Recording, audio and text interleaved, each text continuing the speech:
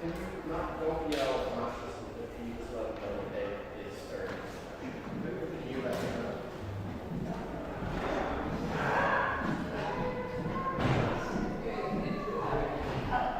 Anyway, is that right?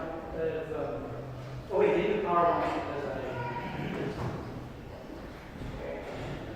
Alright, no, I'm here. I'll just press the red button.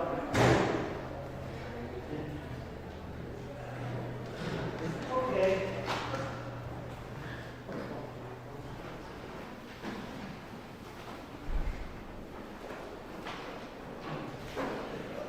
Well, I'll begin. Thank you so much, everybody, for coming today. This week, last week, I should say, right, we looked at this, what I call, euphemistically, this kind of side-to-side pattern. And this week, we're going to look at what we might call like the up and down pattern, uniting heaven and earth.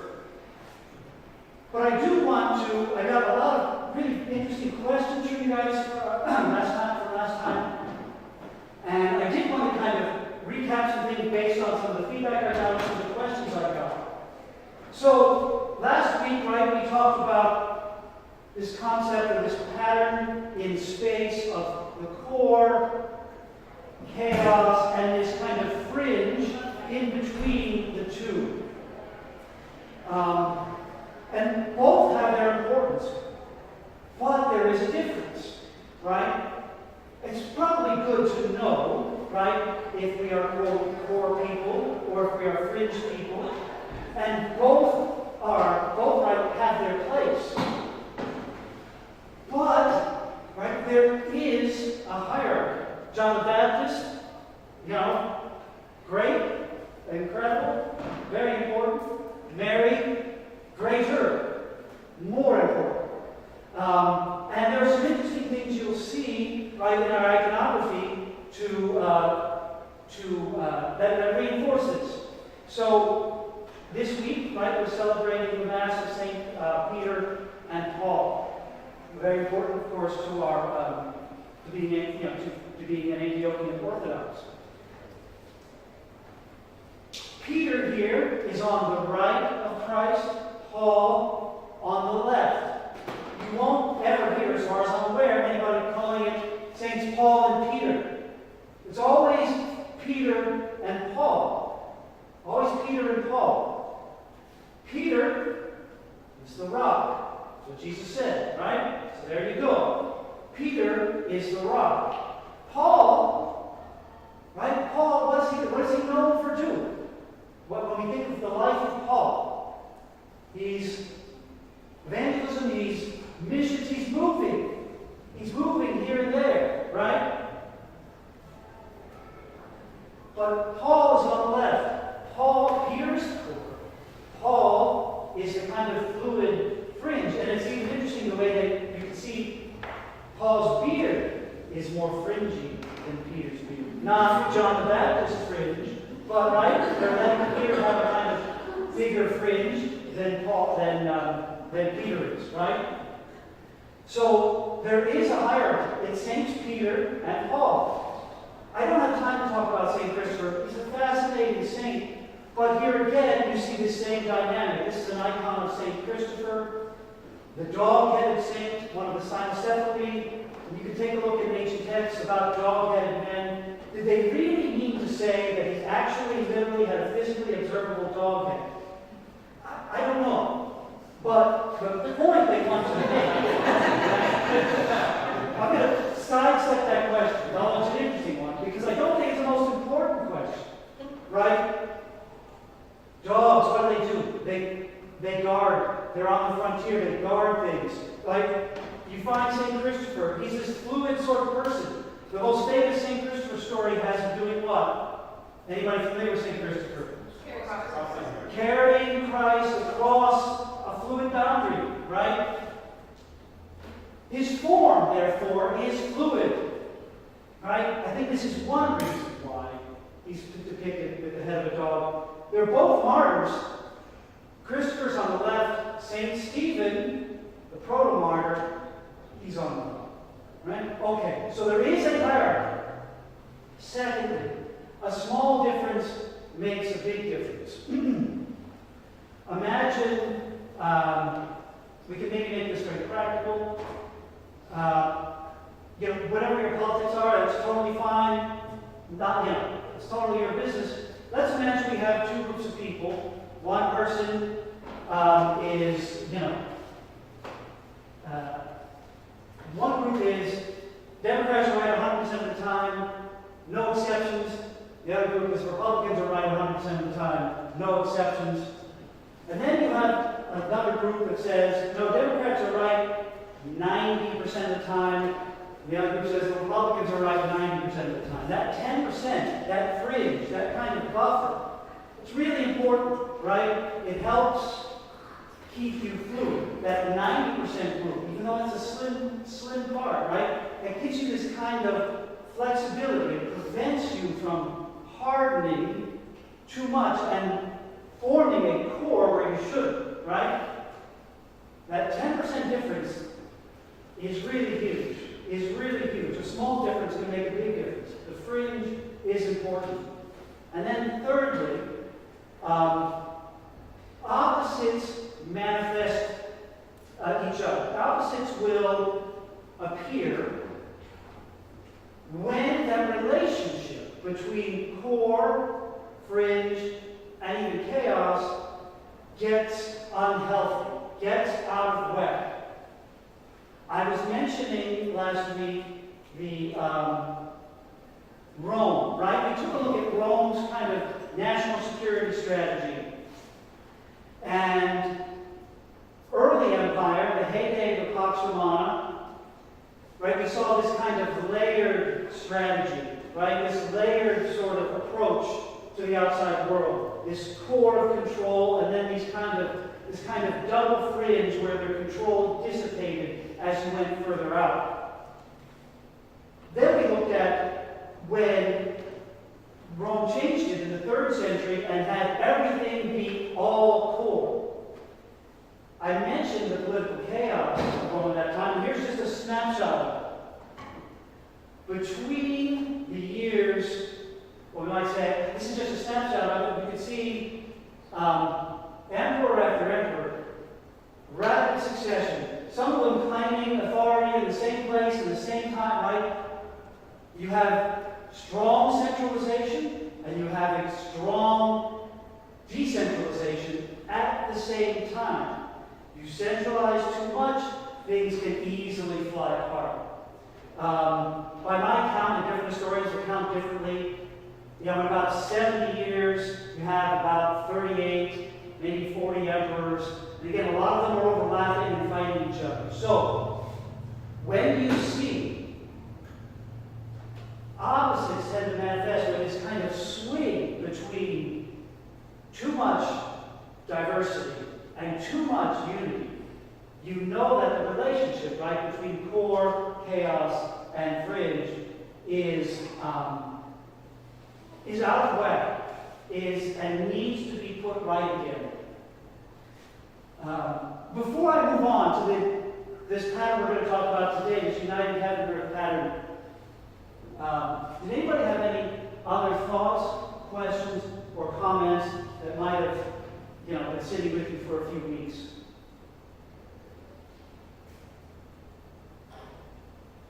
No? Okay. Well, very good. All right. Then we'll move on. I love what Father Patrick said, naturally, at towards the end of class last week. In response to the Lord's question about water and chaos and so forth, and it was a great question. And Father Patrick mentioned that the core, really, that the all-encompassing, quote, image or pattern for us is the cross itself. Because, again, these things aren't abstract. These things aren't, God says, oh, there's this pattern here. I better conform to it. These things proceed, right, from the life of God. This is an image of God, drawn by someone who many of you may be familiar with, a guy by the name of Jonathan Pajot. And it's not like an official icon in the tradition, but I think it's a wonderful image showing, obviously, Christ at the top of this hierarchy, and the cross comes down, and the cross is part of the knowledge of the tree of good and evil and the tree of life. So the cross and the garden, the chaos of the dragon and the water, but the rivers flow. Right? Christ is the central, Christ is the pattern, right? And it is the cross, essentially, right, that holds the world together. So, again, I want to re-emphasize, I found this image and I thought, related to Father Patrick's comment, this makes, I think, perfect sense. This is a great way to, shall we say, view the nature of the world and how the world unfolds itself to us.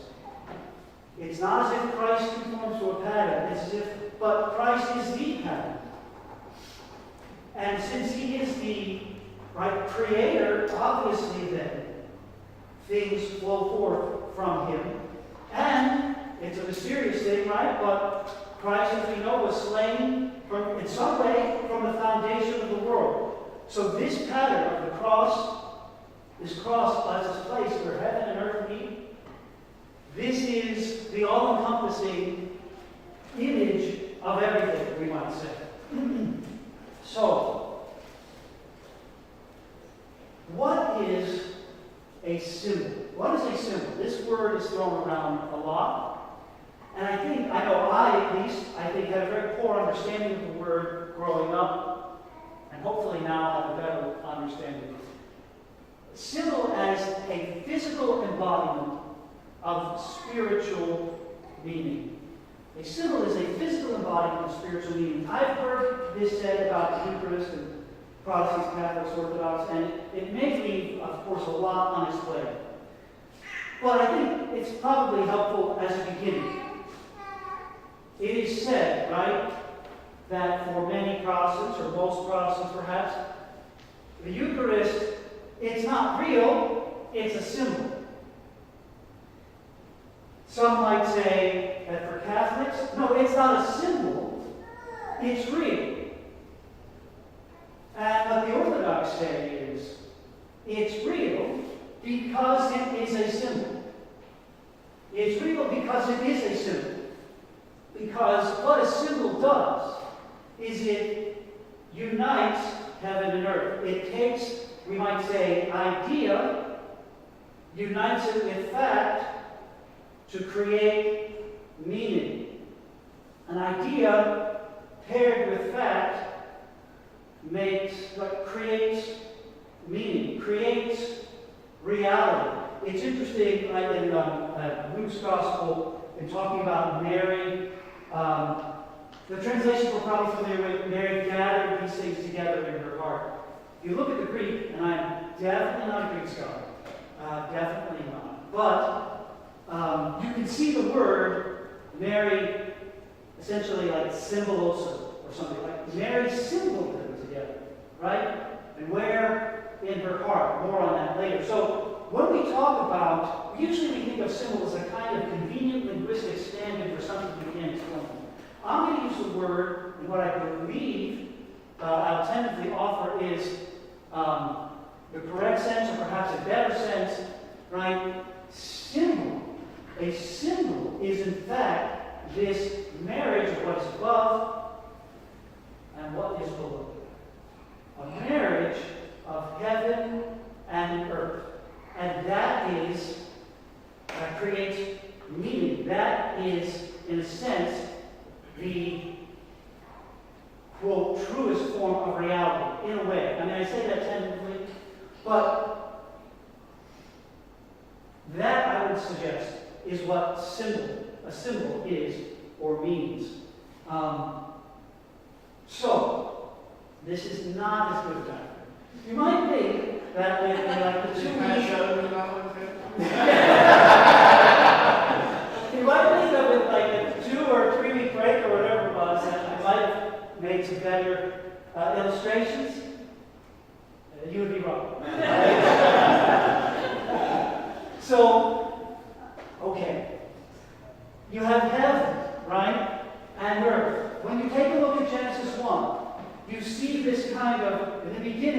talked about this some last time. In the beginning, there's God, which is everything, or who is everything, right? But then there's separations begin to be made. Light, dark, sea, dry land, right? It's interesting. Land comes up from the water, right? Plants, animals, etc. Right in the middle, of course, is mankind, is Adam. But I think when we see Adam, right, in many ways, right, we should be seeing Christ. The incarnation is this perfect union of heaven and earth, right? When Adam is made, right? The dust of the ground, breath breathed in from above, right? This kind of symbol, we might say, that is reality. And mankind, right? Christ as the mediator of heaven and earth. Adam meant to mediate heaven and earth, to work the ground, make it, bring a kind of order to it, bring a kind of create it in a way, and then offer it back up to God. When we offer things back up to God, God then showers blessings back down upon us. Right? This up and down movement you see Father Patrick doing at the altar, right? He could obviously comment more, but right, when he offers, right, brings it down, up, right, down to the earth, up to heaven, and then back down to us. Right? So even in the creation of Adam is a kind of witness or a kind of image of the incarnation itself. Like this kind of up and down, ascending and descending path. And you see this too, right, in other elements of creation. Heaven above, earth below. Heaven, light, earth, dark. Doesn't mean bad, right? But, right, we dig into the earth, it's dark, right?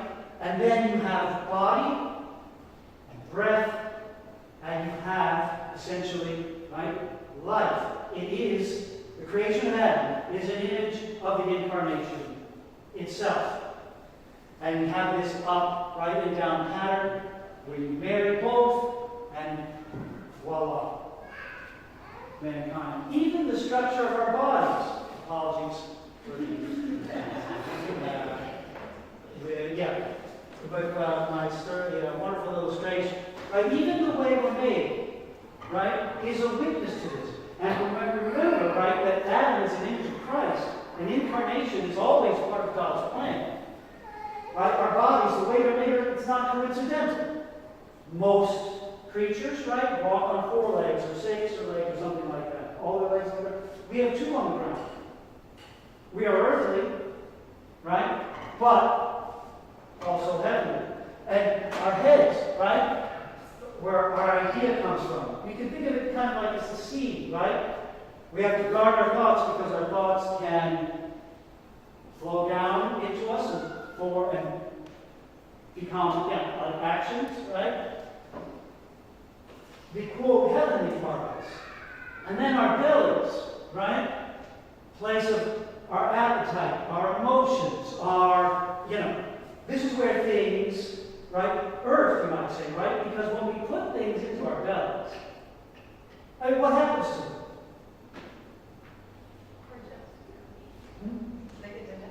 They get digested. No, yes, exactly. It's like we put food into it and it gets broken down, right?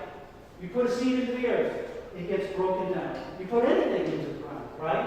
It gets broken down, right? So, what is to unite the two? The heart, right?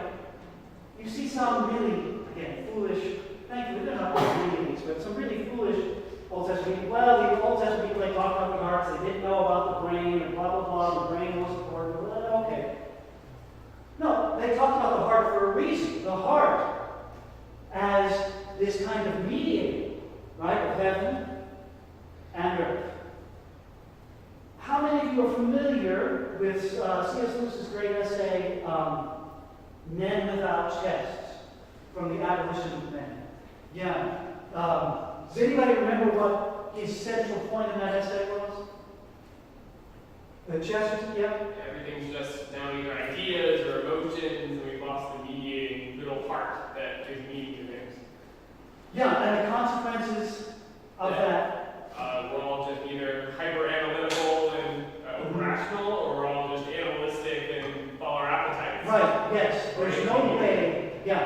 Yeah, there's no way for us, without our chest, right, without our heart, there's no way for us to unite things until we get either one or the other. You get essentially, mirrored in our own lives, 3rd century Rome, right? Which doesn't work, right? Which doesn't work. Father. Just a real quick, another analogy. Yeah. Historically, you had as a reaction to hyper-scholasticism, pietism. Oh, yes. Yeah. So, yeah, I don't know if you guys heard, but Father Patrick was saying, give or take around the 15th century, did you say, maybe? You get a kind of, hyper-scholasticism, the kind of where things can be parsed to the 10th degree. Has any of you ever read the Malleus Maleficarum? It's this kind of Renaissance text about how to recognize witchcraft and to get rid of witchcraft. And it's almost hilarious, like how every little thing gets parsed down into almost nothingness. Like questions like whether or not 3 questions should be asked for the 4th examination, for the 5th witness, on the 3rd trial of the 2nd person arrested. It's just like, it's absurd. It's absurd. And then these long digressions, right? Citing like Seneca and Augustine, and like, well, it's absurd. But right, and then that breeds a kind of pietism, kind of just to go from pure analytical to pure, we might say, feeling. You need the heart, right? You need to mediate between heaven and earth. Language works this way. Pardon, again, this is not a good illustration, and you can't see it very well, and no matter what I do with the brightness. Okay. Language, let's say written word, right? Letters. You have an idea, let's say happiness. What does that mean? You don't know. You have to incarnate it. That idea travels down, right? Letters. What are letters? You break down letters, it's just random marks. Then you kind of draw those random marks and you form letters, right? In this case, the letter H, the letter E, the letter I. And then from those letters, you draw them up further. You can make words. Smiled, he, now. With those words, you can have incarnation. You can have meaning. He smiled, right? Language works this way. Random sounds, when we organize, like spoken, like we organize random sounds into coherence, and we unite them with our ideas, right, in our head. Perhaps this is an indication why in Genesis 1, right? I say perhaps, God creates through speech, right? God said, let there be light, and there was light. Language itself is a witness to the incarnation. A witness to this uniting of heaven, right? We might say heaven in this case, right? Your idea, the seed, as it were. It goes down and then draws up, right? Draws up and we get meaning. We get meaning. Creation. Incarnation. The mountain is a very important image in Scripture. That I can draw, right? More or less, right? All kinds of mountains in Scripture, right? Mount Sinai, Mount Zion, Mount Carmel, Mount Nebo, where Moses stood to see the Promised Land, Mount Tabor. Oh, I put Mount Zion twice. I think you can say the Sermon on the Mount of Olives, Golgotha, right?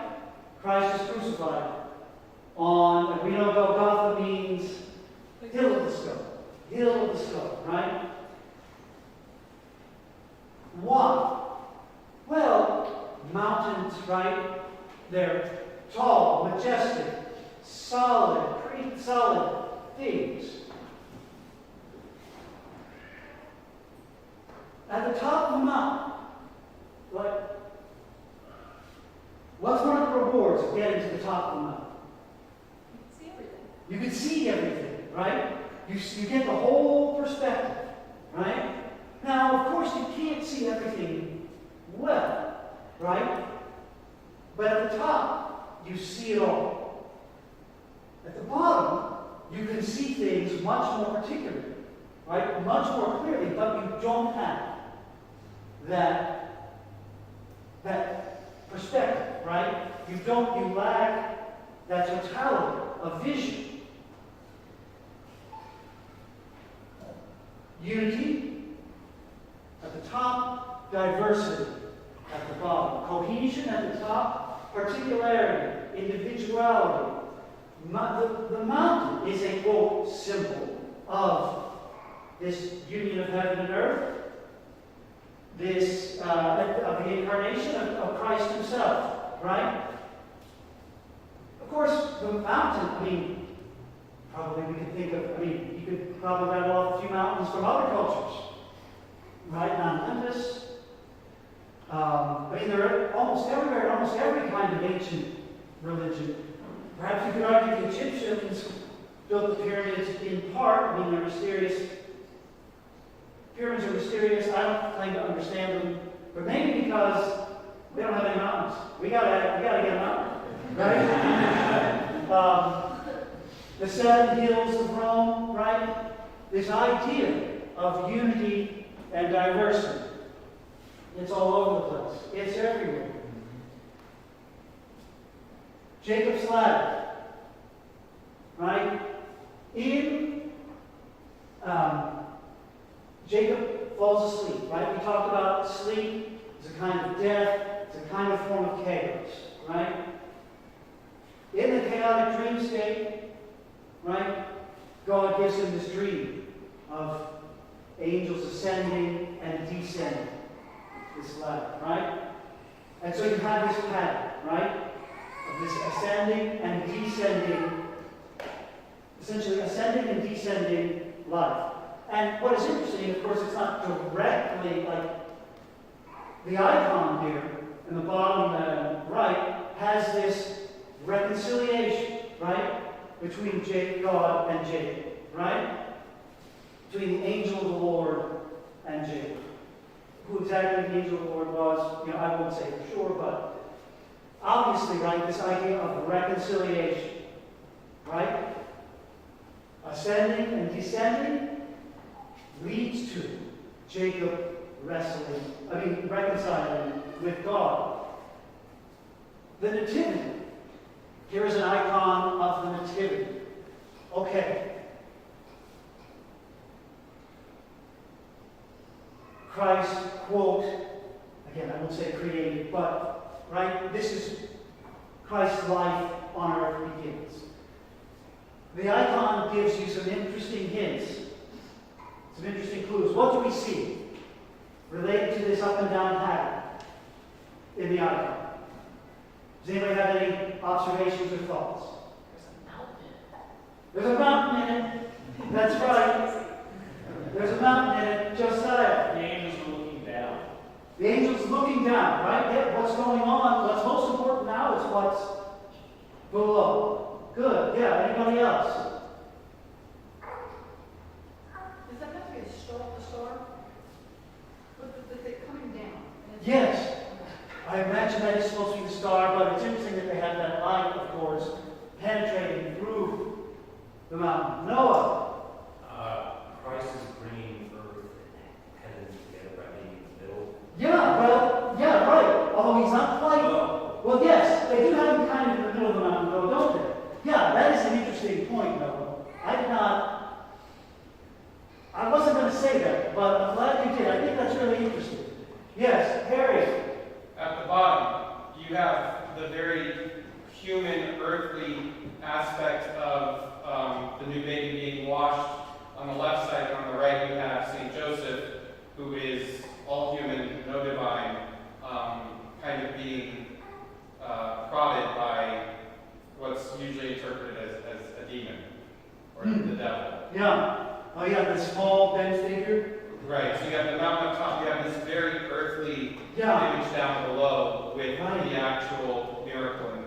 Yes, yes, great. That's fantastic. Thank you. Excellent.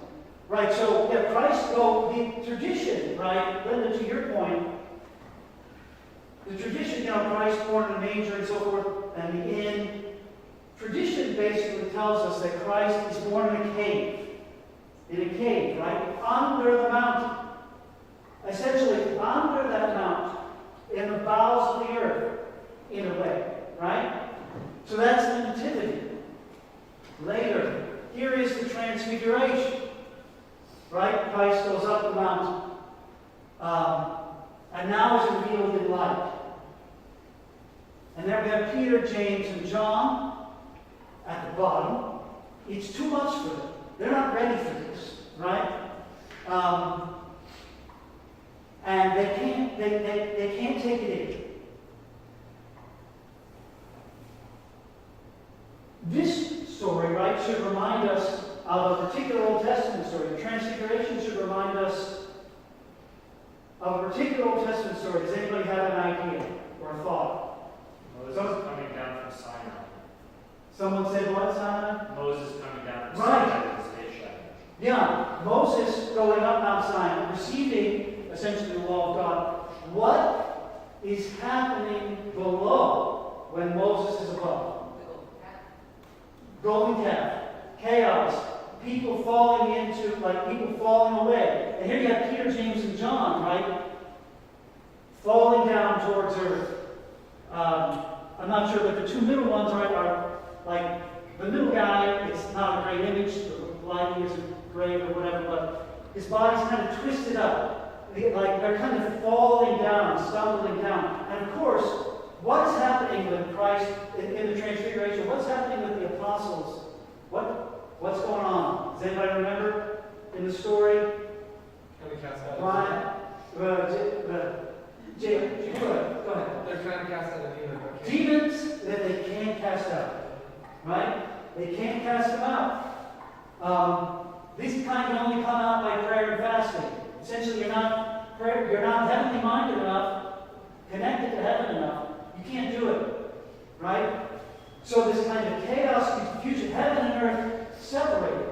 Transfiguration, right? Shows that heaven and earth haven't fully reconciled yet. Here we have the ascension. Like Father Patrick has told us, he tells us every year, the ascension is really important, the ascension is really important, the ascension is really important. In the ascension, right? Humanity is in the Holy of Holies. Human flesh. Our other brother, right? The true Adam, whatever you want to call it, right? In the Holy of Holies. And here you see, right?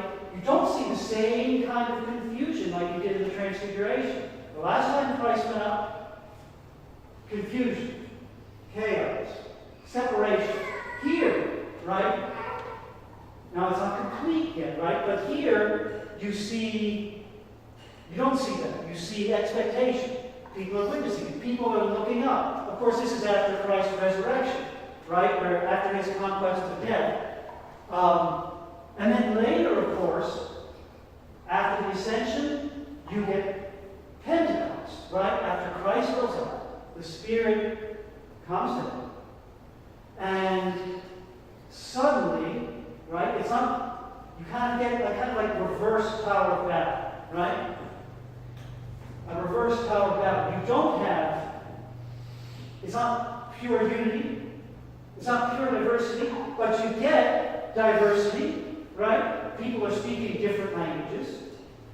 And you get unity. Everybody understood the same message, right? And the church is formed. Unity, diversity, Christ goes up, the Spirit comes down, and then we are drawn up to Him, right? And many spiritual writers talk about the mountain, the ladder of divine ascent, and we're now on our way, shall we say, up to be with God, right? So you see this kind of pattern in iconography. and in Christ's life and all the crucial aspects of redemption. Yes, Josiah. It's also interesting that a lot of the church's hymns describe Mary as a mountain. Yes. And this icon, Mary is always depicted in some way, calling the viewer of the icon to behold Christ in the heavens. Yes, that's a great point. Mary is often termed, the mountain of God or Mount Zion, right? Because that's she, in her person, right, united heaven and earth. She contained the uncontainable. That's where God dwelt, right? The mountains are where you go to meet God. She, how can you say? I mean, it's hard to say, right? So maybe it's best not to say. But she, you're right, though. That's why she can be called the mountain. I think Brian, yes. So, back when you were talking about, I think, one of the initial images, the symbols of heaven and earth, Yes. the light and the darkness, you mentioned that the darkness wasn't bad, to make it bad, it's just Right. below, it is Yes. what it is, it's the lower. And as I'm thinking through the different examples of the pattern you're talking about, in some cases, it seems like that's true. Right. In other cases, it In seems other like cases, the below it's is not. Right. not good, right? So how should we think about the below? Is there a difference there between Yes. a good below and a bad below? Yes, there is. Yes, I'm sure that's a great point, Brian. And I'm sure that there is. And I'm sure that I think it probably takes wisdom to know, kind of like, okay, is lying bad? Yes, except when you should lie. Right? Like Rahab, she lies. Right? You could say descends into darkness. Rahab lies. I mean, I remember in some class I had where professors like tied like 100 knots to try and say like Rahab doesn't really lie. Or, she lies. Rahab lies. But it was good that she lied. Right? In a sense, right, you kind of get to the end of something, you go down, but that then it flips up back around. Brian, I might suggest, here's my suggestion. I don't want to say any more than this because I don't really know what to say, but maybe knowing the difference between, quote, good darkness and bad darkness, because there's both. But it's interesting, right? Too much light creates darkness too. So, right, because it blinds us. Maybe that's kind of maybe related to properly partaking of the knowledge of the tree of the knowledge of good and evil. Maybe. I mean, that tree is there. That's all. I'm confused about that, like that tree and that part of Genesis. And that's me, I guess, my very tentative suggestion. Was there another? Katie? This is probably overly simplistic, but from even just looking at the iconography, you could in a way say that a good below looks up and a bad below looks down. That's good. Yeah. And I think even it's not explicitly depicted in this icon, but we have that distinction in what this icon represents. We have the church below looking up. Yeah. But we also have Christ ruling in the midst of his enemies. There's still that bad below. There is still a bad below. In the reality of Yes. it's just different from the church on earth. Father, The answer is back to the main pattern, where it always so the answer about good below and bad below is. Answer everything. is the cross? Is the cross, yeah. You're right. Yeah, in a way, right? Because, it's interesting. Well, do you want to say anything more or just leave it be all? Self-evident. It's the greatest evil and the greatest The greatest good. good. Yeah. He fills the point of the cross, which we take in many classes. Right. The whole point is that God's love overcomes the abyss of nothingness, which is the darkness and evil. Yeah. That's not considering darkness as the cloud of unknown. That's a different thing. Yeah. Completely, I think, than what we're talking about. Not completely, but that's a third thing. So darkness is a symbol for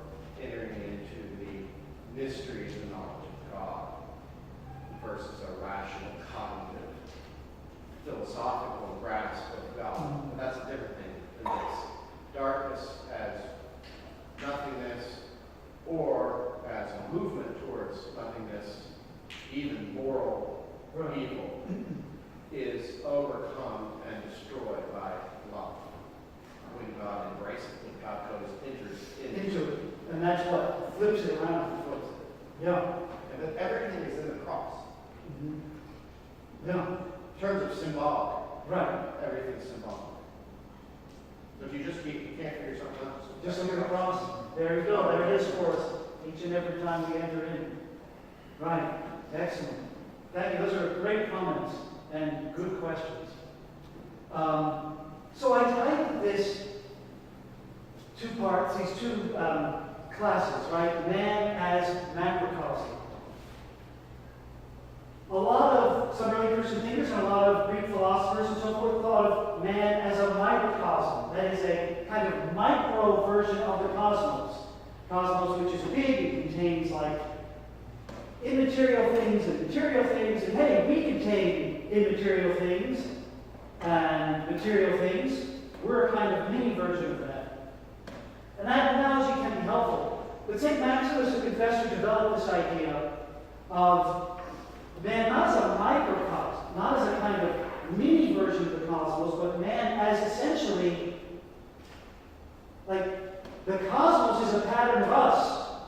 Now that's not because of us, but that's because of Christ. Right? That's because of Christ and the incarnation. And if we are in Christ, then obviously, right, Christ is greater than the globe or the solar system or whatever, right? This is a quote, not from St. Maximus himself, but from a theologian, Father Patrick introduced me to Dimitru Stanhope. Is that pronounced it? Now, I found it very difficult to understand, but I did not read much, but I did read this. But I did read this part, and this is, I'll just read it briefly. This is why man was introduced last among beings, like a kind of natural bond mediating between the universal extremes through his parts, and unifying through himself things that by nature are separated from each other by a great distance, so that by making of his own division a beginning of the unity which gathers all things to God their author, and proceeding by order and rank through the mean terms, he might reach the limit of sublime ascent that comes about through the union of all things in God, in whom there is no division, completely shaking off from nature by means of a supremely dispassionate condition of divine virtue. I don't fully understand that. If you think you do, please let's talk. But this basic idea, right, of man encompassing, right, all of these different things that we see in the cosmos. Another person kind of commenting on this. I don't know exactly who she is, but I read this on some blog somewhere. Again, so I can't vouch for it particularly, but it makes sense to me. Therefore, man affects a greater unity than the world exterior to himself, whereas, on the contrary, the world as cosmos, as nature, cannot contain man fully within itself without losing it. That is, without losing in this way the most important reality, that part which more than all others gives reality its meaning. The idea that man is called to become, quote, the world writ large, has a more precise expression, however, in the term makanthropos. The term conveys the fact that in a strict sense, the world is called to be humanized entirely. That is, to bear the entire stamp of the human. I would change the word human, like to make it a little better, I'd change the word human to like to bear the entire stamp of Christ. But if we are in Christ, then that's us too, right?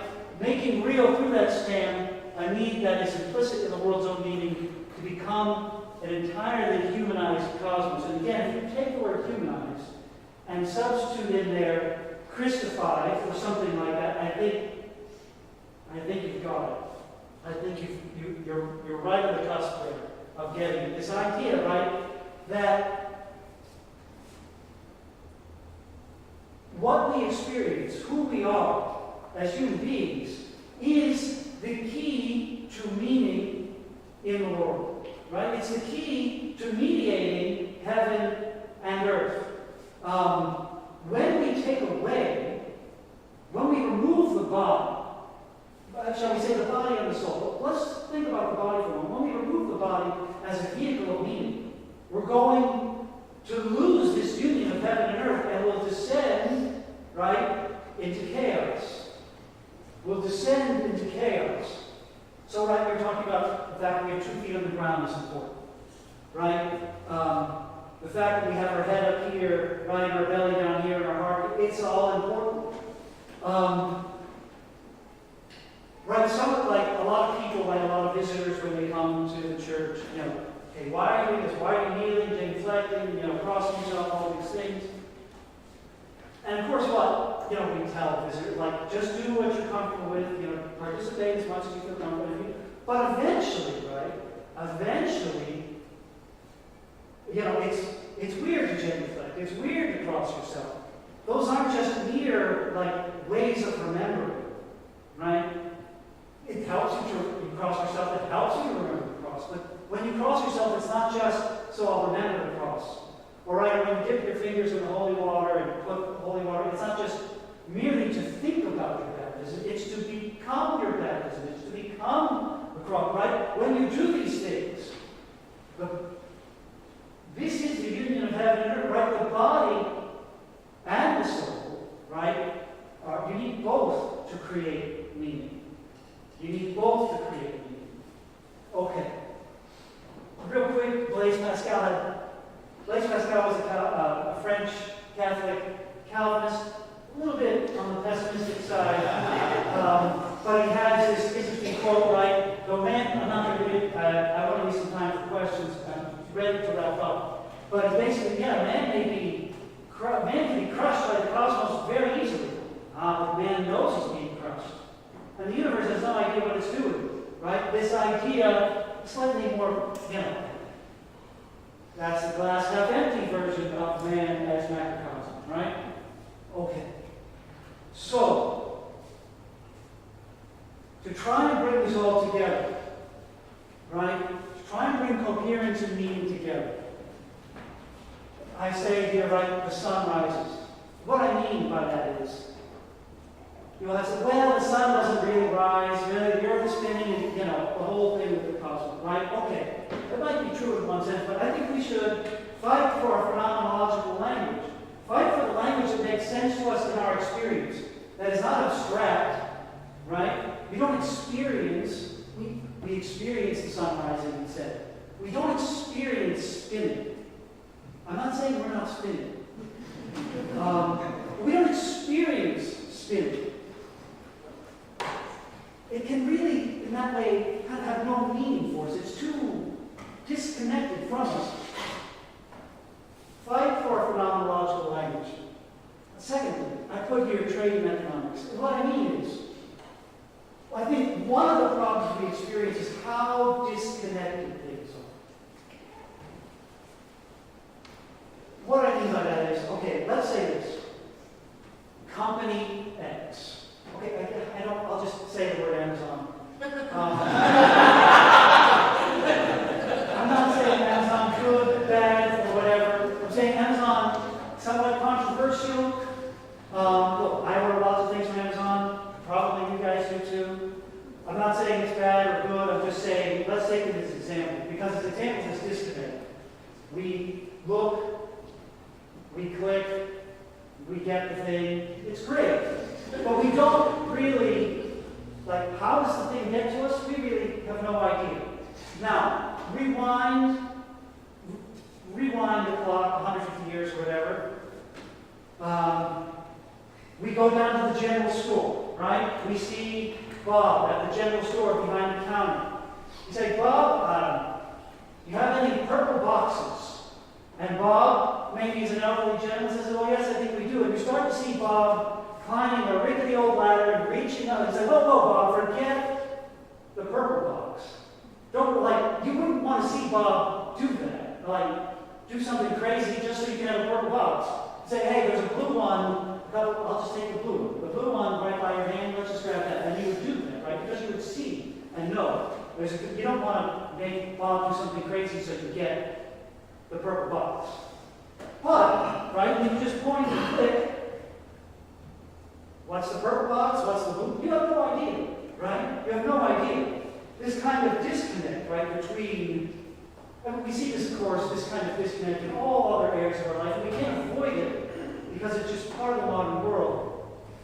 But when you can, we might say, urge us to fight for that kind of real, quote, obvious connection, where you just say, hey, just get the blue box, Bob, no problem at all. So, when we, I think that's one of our, how do we even debate something? Is Amazon good or bad? We don't really even understand. We can't understand the scope. It's so outside of our experience, right? And so, there's no way for us really to discuss it, which is perhaps, I think, one of the reasons why so many of our cultural and political debates go every which way, like never connect. We're each side is kind of talking at odds with each other. There's no connection point because so much of our experience, so much of what we do has no connection point. And then I put marriage down here. And of course, we have a chance to celebrate Juliana and Owen's marriage and many other marriages in this parish, basically, right? Which is great. We have many to look forward to. Marriage is not just two people who love each other. It's not just a man and a woman who love each other, although that's, right? It's not just people who commit to each other for family, for the sake of it, right? All those things are true. What is marriage? We should know about it. At its core, at its root, marriage is a symbol of Christ in the church. what's that? Symbol of Christ in the church. Symbol of Christ in the church is, right? The union of heaven and earth. Right? The union of heaven and earth. Like when we start to see like even small everyday things, then you're going to see them fit into this pattern. The body is a means of meaning. So, finally, 2 more slides, and then some questions and comments. Beware of too much abstraction. Beware of too much ideology. I just picked a random abstract meaning from, Google or whatever. People today talk about ideological caffeine, like this idea that we're transfixed by, but it doesn't connect to Earth. I have a friend. He's still a very good friend. We were in college together. Lynn and I got married, right out of college. This friend of ours, later in his 20s, it might have given him, it gave him plenty of time to think. He made a list. Should you have single old people, right? Should you maybe have a list of things you're looking for? Yeah, maybe. How long should that list be? Maybe 3 things. I wouldn't go more than 5. My friend had this list of like 57 things he was looking for.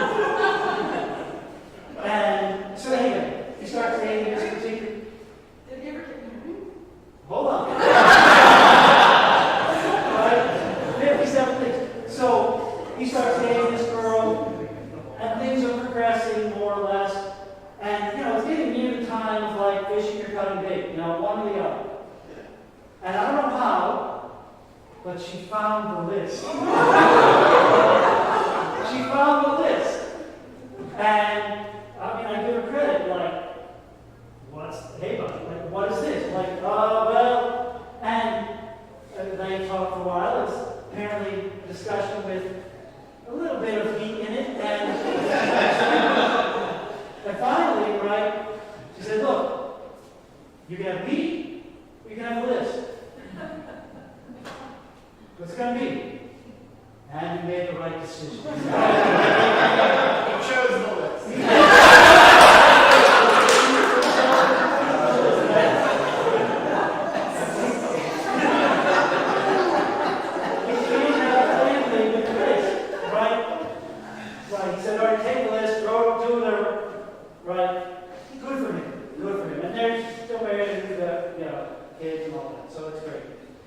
Beware of too much abstraction, but also beware of too much particularity. Okay.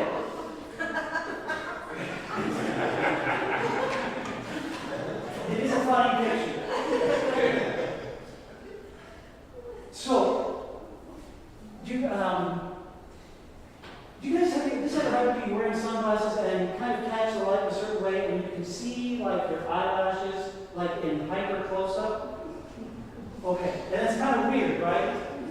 When you see, here's quite like my introductory question would be like, am I seeing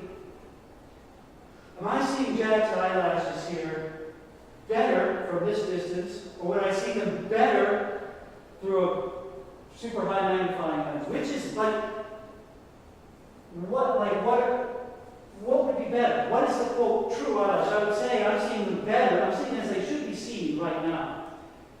The Renaissance, the painting on the left. There's a school of painting in the Renaissance called Mannerism. I don't know why it's called that. This is a painting by a guy named Giuseppe Arcembolo, who I believe was Italian.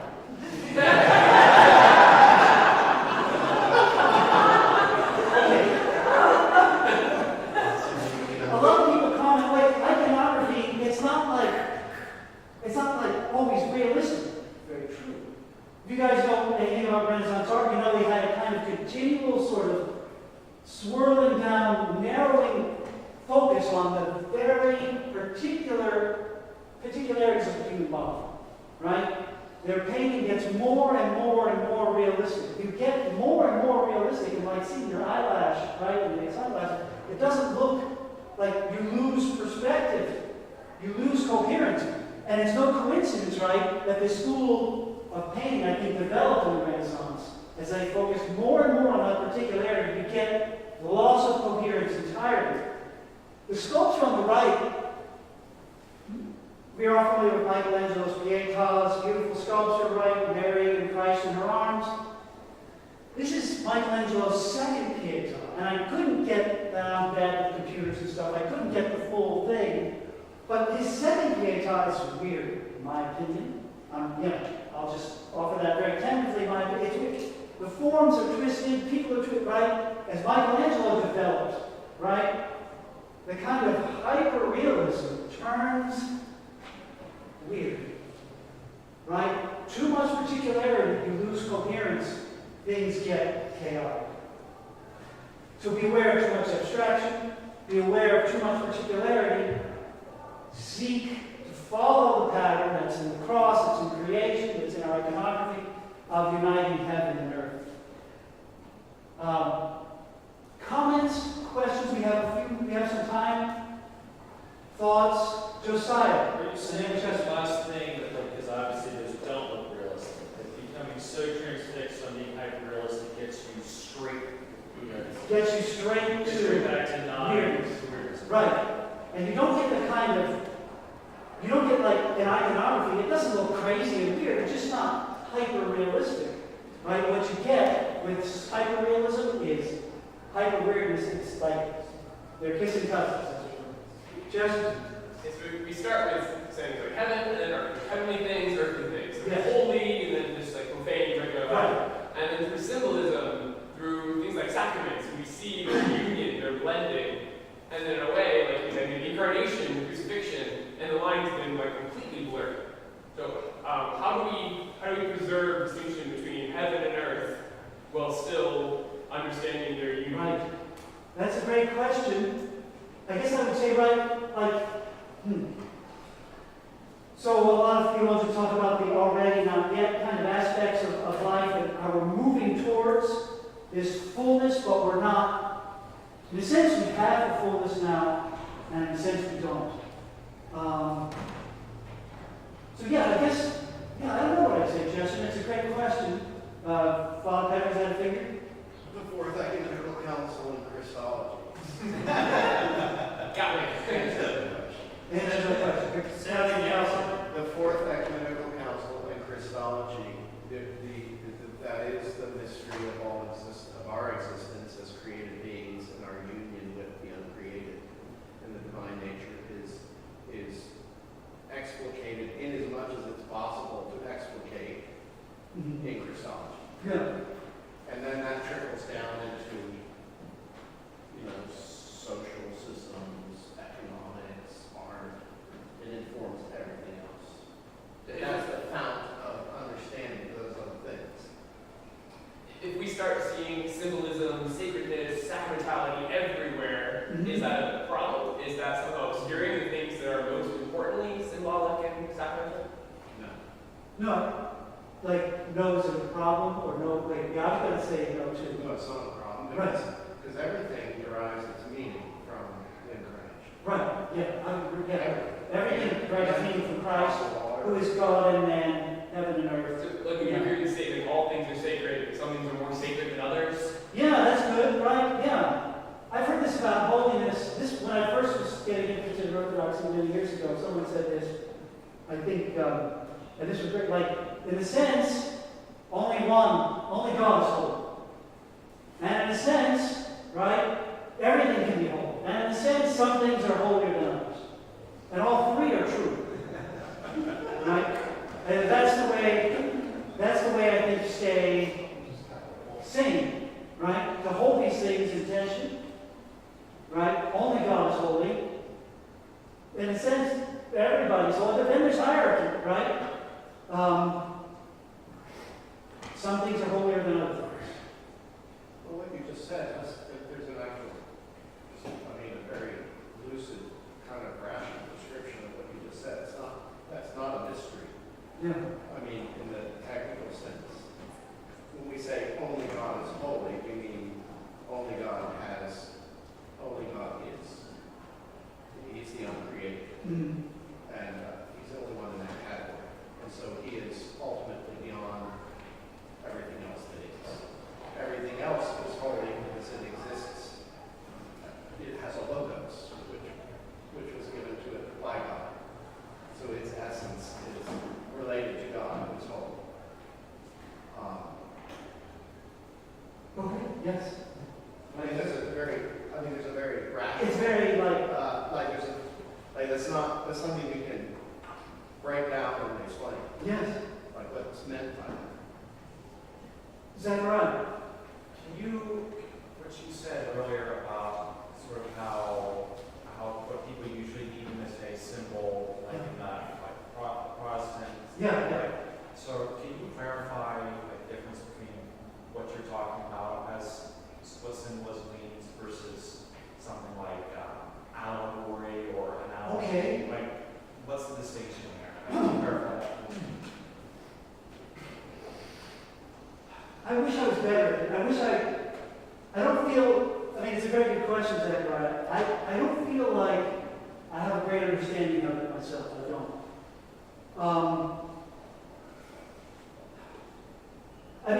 Maybe what you want to talk to is like, talk to a literary person.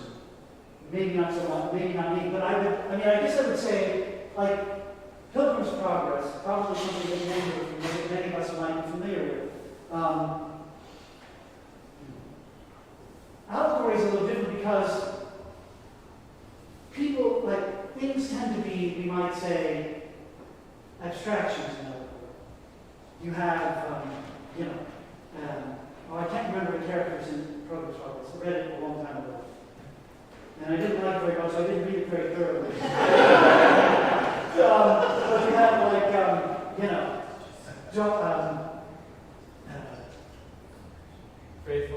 faithful, you have, bad guys, things are very stark, and they're very, we might say, thin characters, or they're not well-rounded characters. That would be, that's not symbolism, right? That's right. A symbolism, like you'd say, my love is like a rose. And a lot of people say, well, it's not that rose really isn't love because, and that's true. That's not what a symbol is really, right? A symbol is something different.